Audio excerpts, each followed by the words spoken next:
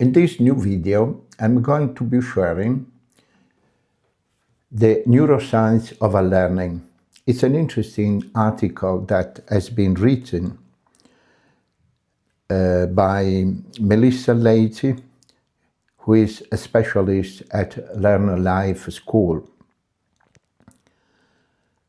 And this article, this topic is related to the previous video I recorded recently about learn, unlearn, and relearn. What is unlearning really about, and why do we need to talk about it with learners? Deep learning that involves a real shift in the way we see something will often involve a process of unlearning something to make way for what to happen. The beautiful malleability of our brains, coupled with a conscious desire and willingness to learn and reflect, is what makes this possible, though we have to work a bit harder when we are older than 25. Imagine what happened to me that, I belong to the elderly people, so it's very, very demanding, very challenging, but, I want to try to do it. Some of us, for example, are on a journey to identify and unlearn our consciousness biases to truly step up in anti-racism activism, unpacking the system of white privilege and colonialism which pervade so much of the world around us, is as a classic example of what author Layla Saad calls a deep shift in consciousness and action with you. Layla Saad is a British East African author, speaker, and anti-racism educator, best known for the New York Times magazine, best-selling Me and the White Supremacy. Based on Qatar, she focuses on themes of race, identity, leadership, and personal transformation, encouraging readers to dismantle system of inequality through self-reflection and actionable change. We have a learning guide here at Learn Life, who have talked often of the journey to unlearn habits, supposition, and tendency that were built over many years of traditional learning environments. By unlearning the old and relearning a new way, they not only better serve our learners, but also role model the fluid flexibility of a lifelong adaptive learner. What is common to all of the examples we hear of unlearning in our community is the sense of being a journey. It is not something that happens overnight, and it takes a great deal of effort to identify and shift pattern,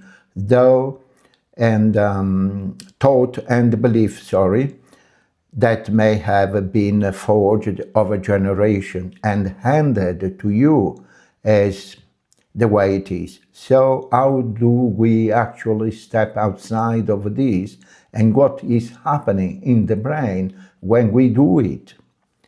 Unlearning does not mean forgetting. You are not supposed to do so just with Ctrl plus Alt plus Delete with your keyboard. We don't work like that, although it might be handy when we need a bit of a rebooting. And at times, a common misconception about unlearning is that it means forgetting or removing information we don't need. That's not quite what happens. When we shift our way of thinking about something, the new way becomes dominant, and the old pattern is simply left to decay. The brain hangs on it because it might be useful at some point, but over time it does dry up. That length of time is variable.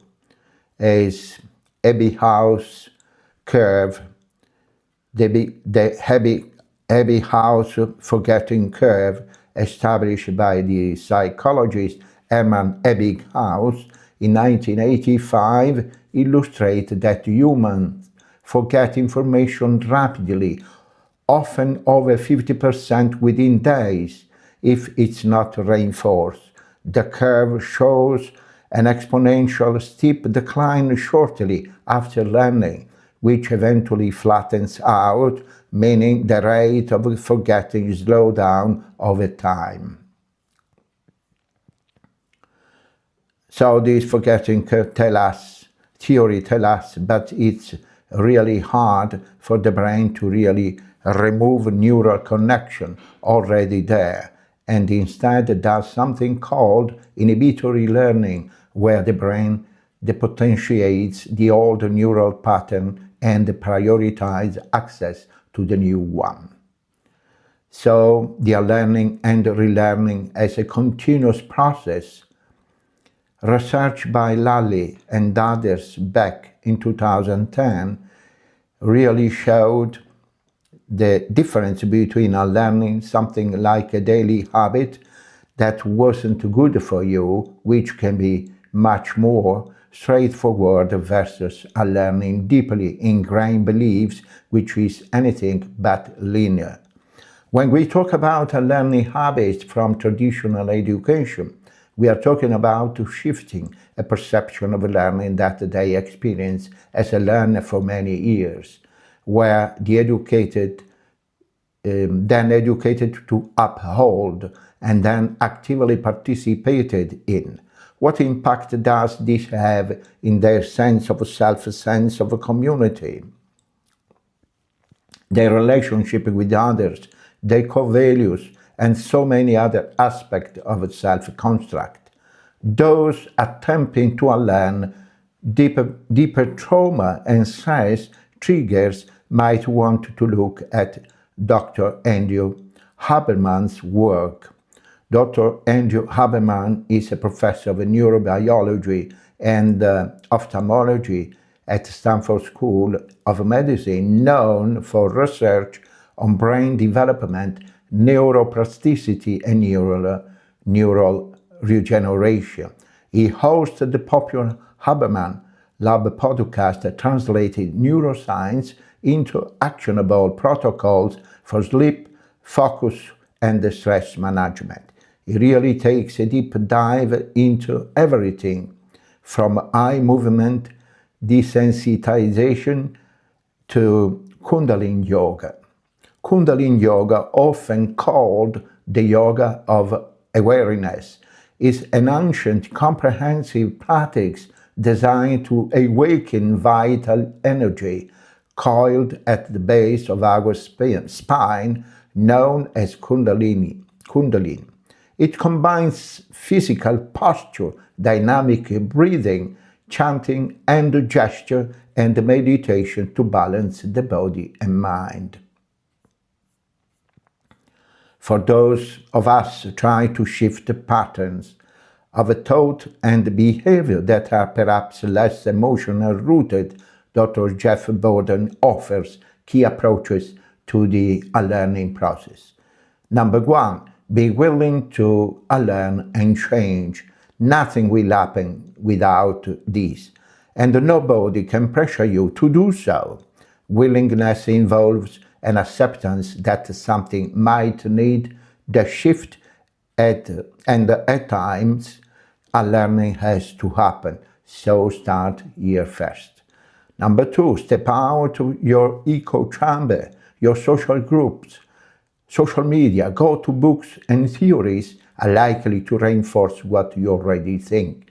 Actively seek another voice, other ideas, other source of a circle.